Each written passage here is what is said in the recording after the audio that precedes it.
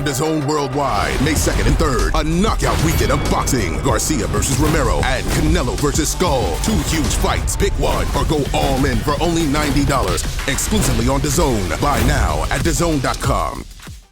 This is Kugan Cassius for iFLTV. We are in Riyadh, Saudi Arabia, ahead of tomorrow night's show, Canelo versus Scull. On the bill. I don't know if it's random or not, but it is kind of random you're on the bill, because we didn't know about it. I knew about it, but it's kind of announced late. Richard Riakporhe, how are you, mate? I'm good, man. How you doing, Kicks? You good? Good, all good, all good. It's always good to see you, man. Absolutely. What a great start to this interview.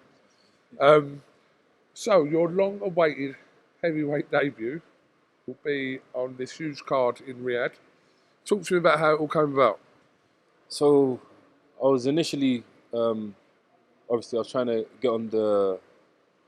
Well, I was scheduled to fight on the EUBANK versus BENN card. And then I got a message from the promoters, Ben Shalom Boxer. They said, look, do you want to do the Saudi? Saudi, it's a bigger card, more eyes. I think this will be great for you. So I thought, why not? That's why I'm here. That kind of makes sense, because on that card there were some great matchups on the undercard. It kind of got swallowed in the whole Ben Eubank thing because the fight was that big, etc., etc. So I kind of, if that was the thought process around it, it was. I mean, you're only up against Canelo this weekend, but I get what you mean. I get kind of if that's the thinking. Yeah, it's kind of similar in a way, but there's a lot of like fighters making their debuts and trying to make their names in this boxing industry. So it's great. So a lot of eyes are going to be watching, and they want to see who the future of boxing is, and you know the talent that everybody's got to showcase. And if you check the card from top to bottom, it's like solid fighters, man, elite fighters. Yeah. So it's one of them things where everybody wants to perform. You know what I mean? I think the boxing fans are going to be really happy about that card, but I don't know if the UK boxing fans are going to be up all night watching it, or they're going to watch it, you know, when they get back up. But trust me, a lot of people are going to be tuning in. The hardcores will be. Every boxing fan should. I know it's a whatever time in the morning, but still, listen, I mean, UK fans have waited up till silly o'clock for previous other fights, so why not this time? 100%. I remember myself, you know, when I was an amateur, I was staying up to watch Mayweather. You know, I remember them late nights, you know, into the early morning, you know, and Canelo fights as well. So, and now I'm actually a part of one of his cards. So random. We'll come on to that in a second. How disappointed was you with the fight that fell through in April? It was a stacked card. Obviously, the main event fell out. Hergovich came in, and your fight fell out. How disappointed were you with that whole situation? I was proper disappointed, Cukes. You know, we was in camp, was prepared. You know, I was gonna put on a beautiful performance. You know, I was confident. Everybody on my team was confident as well. Was gonna get the victory. You know, not underestimating my opponent. But yeah, it just, you know, when it didn't fall through, I was just thinking, you know what? When it didn't happen, sorry, I just thought, you know what?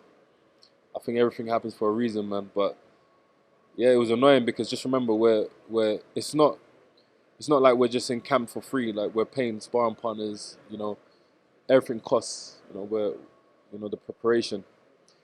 It's frustrating, and you're in the camp. I was in pretty much a cave, you know, for a while.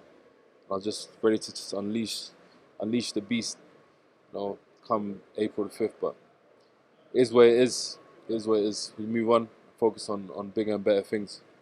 You can't force people to fight. I'm going to assume the whole Riakporhe OKOLIE saga it hasn't started yet, but that's still to be continued. We'll see. You know, because you know, listen, I was ready to go. You know, I was ready to do my talking in the ring, and you know, he did a lot of talking on the lead up to the fight, and it was good because I was like, yeah, this is good for the public. It's going to be interesting, but I don't know what happened. You know what I'm saying? They know. Okay. Are you holding back on these comments here, or? It's not even like I'm holding back. It's just I have my own opinion. You know, I don't think they wanted that fight. I think it was a very risky fight. they knew that it could have ended with them being knocked out. So plus they was in a good position. Why take the risk? I understand. It's business. So just it is what it is basically. A bit of a random one. I see, obviously, with Gerald Miller out of the fight with Fabio Wardley, we saw OKOLIE had put a post up, kind of put himself possibly in contention for that. I'm not sure what way that's going with his opponent, Fabio, but I think that'll be announced today. Was it ever cross your mind that fight was there? I know you were on this card, but was that ever kind of suggested or put to you about Fabio Wardley? I didn't, I've been totally focused on this fight, on the lead up. But I think I saw somebody mention this to me like yesterday. Yeah. I didn't know what was going on, and people were like, "Yeah, what do you think? Would you jump in there?" Look, I'm in this game to compete against the best, and of course I love to fight everybody, and it's just timing, really. I think because when is it for? June 7th. Yeah, no, that's super close, man. I want to go on a holiday. I want to eat some burgers and stuff like that. You know what I mean? Hey, money's good, but you have to enjoy life as well at the same time. But look, when I'm back, I'm ready to go against everybody. You know what I'm saying? Like, I'm not in the game to mess around. As you saw, Heavy Impact, that was going to be my announcement. And then bang, it was going to go from there. But things happen for a reason, Yeah, obviously no one can doubt your intention. I mean, going with your debut heavyweight fight against somebody obviously who hasn't been heavyweight himself long, but still like more than a strong opponent in OKOLIE in that way, then that's kind of outlines, you could argue it outlines his intention or your intention. The fight didn't happen, so we're not going to know that. But I'm talking to you now, so it outlines your intention of how serious you are to begin this heavyweight journey. Yeah, I'm very serious. I'm very serious. And if you're not testing yourself, then what's the point of being in it? That's what I feel. It's all good making money, but at the same time, I feel like that fight needed to happen as well because of all of the history behind it. Fortunately, it didn't materialize. Maybe it will in the future, I don't know. But there has to be definitely stipulations in the contract to make sure that there's repercussions if people decide to withdraw from the fight without any evidence showing injuries or anything else. It's important because, to be honest, if I was to get another offer from them, I just think they're not serious. I'll be like, don't waste my time. Don't even waste my time. Trust me, because I like time is precious. It's the most valuable thing that we have. Let's come on to tomorrow night. What can you tell us about your opponent you're facing tomorrow, Richard? I found out about him the other day. Yeah, it's just kind of a get back in kind of thing, kind of opponent, and I get a chance to showcase my skills and my talent, and that's it. It's just like any opponent. I have to take them seriously. I train for him, and that's it. I want to get this out of the way, get the W, good fashion, and then after that, look at what's next. Look at the other opportunities, and I think there's a few. That's a good thing about heavyweight, the heavyweight division. Absolutely, there's 1,000,001 matchups could be made for yourself and everyone else. But yeah, touch wood, everything goes well for you obviously tomorrow night, and then I'm assuming you just you take a tiny bit of time out, but you just want to get straight back to it even after that. 100%. You have to bear in mind, I was training since probably January, end of January, all throughout, and on and off prior to January, just late last year. So, boxing takes a toll on the body. You need to rest. So I want to have a few weeks off, then bang, straight back in, big fights. Even though you've not even made your debut at heavyweight, where do you put yourself? Do you put yourself in that kind of bracket that's there at the moment with Wardley, Adelaide, all them guys? Because that seems to be the tiers just below kind of your Joshua's, etc. You want to still put Fury in there, etc. But there's that tier just below those guys. Do you put yourself into that tier, even though you haven't fought at heavyweight yet? You know what? That's a good question. Thinking about it now, the way I kind of perceive myself, I always perceive myself as the best. You know, I believe that depending on your opponent, you know, I would adapt and choose a way to deal with them, basically. So, and I know what I possess. I've got power, I've got movement, I'm agile, you know, I'm smart, which is the most important thing. So I put myself up against everybody. You know, it's not a certain category that I would think of in my mind. I feel like that's kind of doing myself a kind of injustice mentally. You know, if you come into the game of boxing, you have to believe in yourself. You have to believe that you can mix it at the top. And it's one thing if you haven't had experience mixing it, but I have had experience, but just not on that level. But when you check the history of boxing, there's a lot of guys that had experience and then went up to challenge for world titles and won, like in the first fight, you know. So, of course, I'll put myself up as, you know, a contender, for sure, 100%. Because you did everything you did at cruiserweight, and you fought everyone at cruiserweight, this level at British now, like, for example, is the British title something that you'd like to fight for? Or are you looking kind of beyond that because you've kind of done what you did at cruiserweight, etc.? But how do you sit with that? I want to win a world title, so that's what I kind of think about the most. But I don't mind picking up one of the British title as well. Me personally, I just kind of focus on being in good fights. That's kind of my mind frame. Good fights, and also something that's going to put me in a trajectory towards a world title shot. That's kind of like my mindset. But of course, a British title fight is always a beautiful contest, and it's something that I'll never ever turn down. But yeah, I suppose the primary intention for you is to get yourself ranked as high as you can amongst whichever governing bodies to kind of, that's the way to do it, isn't it? I know that that's the domestic side of stuff. You've done the domestic side at cruiserweight, so yeah, I just wondered if it was still a want for you to do that at heavyweight. But yeah, look, I don't mind, Coog. If the fans want to see it, then why not? If there's a demand for fights, then I'm all in. Which is why I said, like, I want to be in the big fights that people guess. They think that maybe I'll come through on paper, but they don't know because this opponent has this attribute on that. They don't know how to deal with it. I love being in fights like that because it kind of keeps me motivated and I take it very seriously, and I always come through in these type of fights. there's a lot going on. Just to recap on the weekend gone, obviously you watched EUBANK's win over Conor-BENN. Yeah, what did you make of it? Oh, that was the best fight in British boxing history, in my opinion. I talk from my generation that I've seen, 100%. There was so much on the line. I think what made it more interesting is just the backstory. It's so unique to have the fathers that boxed on the world level, they competed, and their sons. And what made it even more interesting is that their sons had a different type of upbringing.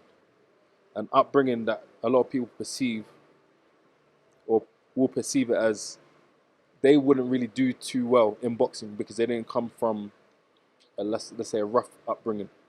They always kind of say, you know, when you have it hard growing up and stuff like that, it kind of molds you to do boxing or compete in a combat sports. But they will never say, like, somebody that come from, like, went to private school, for example, or let's say come from an upper class or middle class background would do really well in boxing on that type of level.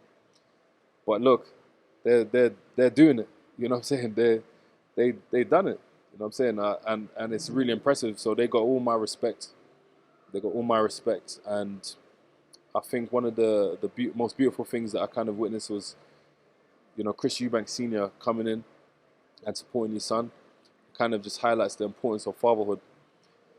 Fatherhood is important, you know. Look, they don't respect the fathers that much, you know, in comparison to the mothers. But look, when you have a son that wants to make his father proud, he's ready to do crazy things, go all over and beyond. So, and I know 100% that both of the boys made their fathers proud. So it was a little bit emotional Even though I'm not a type of emotional guy, but I felt the emotions, you know, flowing in my body because I was thinking about my dad.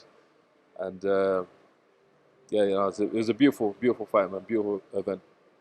Yeah, I mean, look, I'm not sure in our lifetime we'll kind of get the scope of that kind of rivalry between two people that were in their fathers that were so prominent in their era, and then this kind of come out the blue when it did. I think like even when Conor obviously turned professional, I didn't kind of see it because of the weight difference, etc. They made it happen, but I don't see we see it at that scale in our lifetime. I don't think we see that again. I don't think we'll ever see that because it's just such a unique type of story. Who knows? Who knows? Maybe we might get something even better, but I doubt it. I doubt it. I'm just happy they got paid handsomely, and yeah, they got the recognition that they I'm sure that they wanted. So yeah, man, it's good. It's good. And yeah, the added bonus of Chris Eubank Senior was very entertaining, emotional. It ticks all the boxes. It was when he come out the car and yeah, it just was. I mean, there's no fan, whether you like Eubanks or not, like the son or a dad, you couldn't like deny that moment. Yeah, no, you couldn't. And I saw a lot of memes coming out. You know, as soon as he said Rastafari, the whole room erupting and stuff like that. You know, I'm sure that they've done the people with Jamaican heritage proud. You know, because yeah, and people. I didn't even know that Chris Eubank. I heard Chris Eubank Senior is Rastafari as well. I mean, Man, I don't know, but he says it all the time. He must be. But everybody's like, yeah, he's actually a Rasta with no hair. sorry, it's my mother's tongue. Sorry. Love it, absolutely love it. Right, last question. Would 100 Richard Riakporhes beat one gorilla? Yeah, 100%. And I don't even think 100. I think like 50 to 60. That would be good. Because we'll use our brain. Would you look to surround the gorilla like from each angle? Because how would you do it? Should Or just 50 of you charge the gorilla, someone's going to get taken out, but You know what? I'll set up a trap for the gorilla, first of all. And I think the first way to do it is by getting food. The gorilla's favorite food. And I don't think it's a banana, it must be something else. But I'll do extensive research on that. And I'll set up the traps with the food. Then I'll come in from all angles. So it has too much to think about. And I think the gorilla would actually run. And if it runs, then obviously we're not going to win. not boxers, forget a boxer, just 100 men, not boxers. Because that's the argument, isn't it? It's not really like 100 fighters as such. I think it's 100 men. Would they beat one gorilla, like a full-size gorilla? Well, it depends on what type of men we're talking about. If It does. It all depends on who the men are, doesn't it? Yeah. Because they don't have to be strong, but they have to be smart. Because with intelligence, human beings have intelligence. That's the difference. And I don't think gorillas are known for being very intelligent. So, well, I know orangutans are, but they're not orangutans. So 100% they can devise a plan to, come on. They could definitely take down a gorilla. But if we're talking about brute force and going to fight with no brain, they're getting cleaned. Normal men, like 5'4", 5'6", without any good like genes, you're in trouble. One limb is gonna go flying up in the air, and the rest of them are gonna run away. That's it. But someone like myself, you know, I have freak genes. You know, that's why it's a blessing, and I'm grateful. I'm grateful every day. You know what I mean? So we have a chance with strength as well, like physical strength, 100%. If we grab each limb, you're telling me we're not gonna tie it and this gorilla gets fatigued. How long is it gonna be able to keep up the maniac type of movements? It's gonna have to fatigue at some point. The animal sleeps for recovery, so it's gonna fatigue. I mean, look, I like this way of thinking because you are thinking outside the box and you are actually believing in your head that whatever. I don't know how that situation would go, even if it was like excuse me, if that was like 10 of you, 10 versions of you. Like, I don't know how that would go because you don't know what you could do to that gorilla. What you're doing to that gorilla, you don't know whether that's going to have zero impacts on that gorilla, yeah? Like, you could be throwing everything you've got, 10 of yous, but it might have zero impacts on that gorilla. It could, but with strategy, there's always a way. There's always a way to defeat something. I'm telling you, there's always a way. And with a good strategy in place, with the genes and the strength, come on. You're telling me we're not going to deal with that gorilla? I don't listen. But you're very right in what you say. It does depend who the men are. 100%. That makes the 100 men, all this 100 men thing, it depends who they are. 100%. If they're small, if they're like, let's say 5'4" men, like, I don't know, they're gonna be in trouble. You know what I'm saying? I think they're gonna be in trouble, especially if they don't use their brains. The gorilla will chuck them to one side. We asked, my guy asked Mike Tyson the question yesterday. Well, you can imagine what Mike Tyson said. Do you know what I mean? What do you think? Let me get this exact quote up right, yeah. Because I don't want to misquote Mike, yeah. But he was interviewed on IFL yesterday, and right there. Let me get this up right there. Well, the quote is, "I'm gonna fuck them up," right? But I want to know exactly what he said, because I don't want to misquote it. So I will just pick this back up. Yeah, we just played. What did he say, Richard? Just for the camera. What did Mike Tyson say? He said he'll grab his dick, stomp on his teeth. I don't balls. How hard the bite, how strong the bite of a gorilla is. I heard it's stronger than a lion.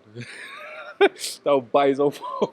Did you listen to his sack now? We'll go 20 at a time. 20 at a time? Yeah. I don't know. I'm assuming he means peak Mike Tyson, not Mike Tyson today. That's exactly what I was going to say. Yeah. It has to be peak Mike Tyson. Absolutely. It can't be today's Mike Tyson. They will get finessed. I don't know what other answer we expected there. Richard, best of luck tomorrow night here in Riyadh. Like I said, for guys at home, make sure, link in the description to sign up for DAZN. If you haven't already got DAZN, 2 nights of boxing, tonight in New York, tomorrow night in Saudi Arabia, where Richard will make his heavyweight debut. And have you got anything else you'd like to say, mate? Yeah, just tune in, everybody. Thanks for the support. And I'll catch you guys on the other side, man. Stay tuned.